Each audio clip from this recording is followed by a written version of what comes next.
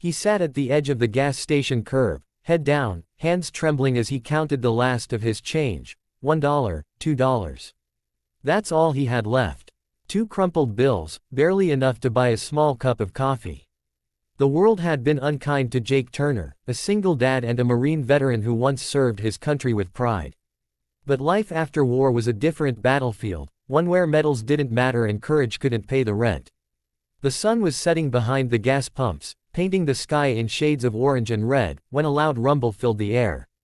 A group of bikers rolled in, leather jackets, steel boots, roaring engines. Most people turned their heads away, assuming trouble was coming. Jake didn't move. He was too tired to care. One of the bikers, a big guy with a gray beard and a patched vest that read Iron Hawks MC, walked toward the vending machine. He cursed under his breath, slapping the side of it. His card wouldn't work.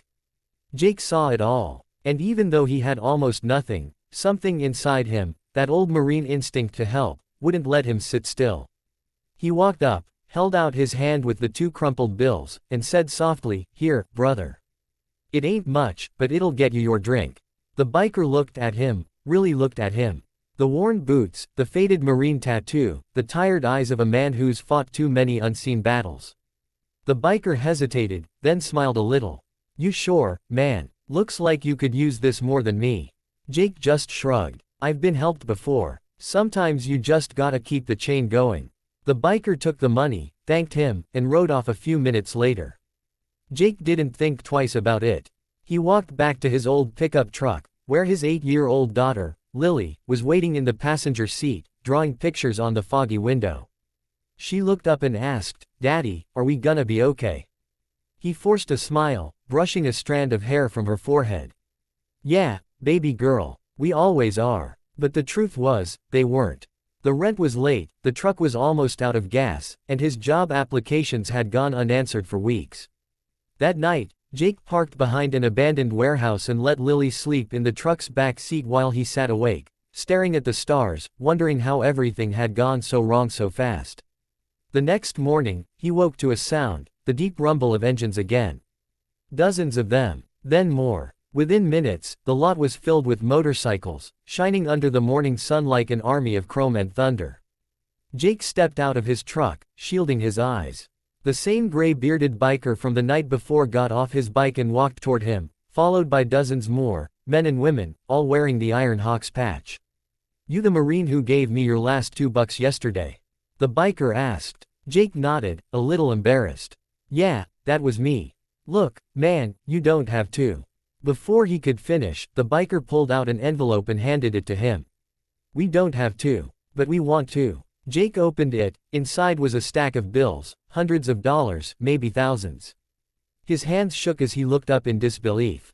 "What is this?" The biker grinned. "Word got around. I told the club what you did, giving your last dollar to a stranger. That kind of heart deserves better than sleeping in a truck. So, we called in the brothers, the sisters, the vets. We posted your story online. Donations poured in overnight." Behind him, another biker stepped forward with a set of keys. "We found you an apartment nearby, first 6 months are paid. And there's a job waiting for you at our auto shop. We take care of our own." Jake's eyes filled with tears. He couldn't speak. Lily peeked from behind the truck door, clutching her little teddy bear. The bikers smiled at her, and one of them handed her a brand new pink bicycle, complete with streamers and a little bell. For a long moment, Jake just stood there, surrounded by the roar of engines, the smell of gasoline, and the warmth of strangers who felt like family. He'd given away $2 and received a second chance at life. Later, as the sun dipped low again, he stood beside his new apartment door, holding Lily's hand. She looked up and whispered, "Daddy, why did they help us?" He knelt down, voice trembling.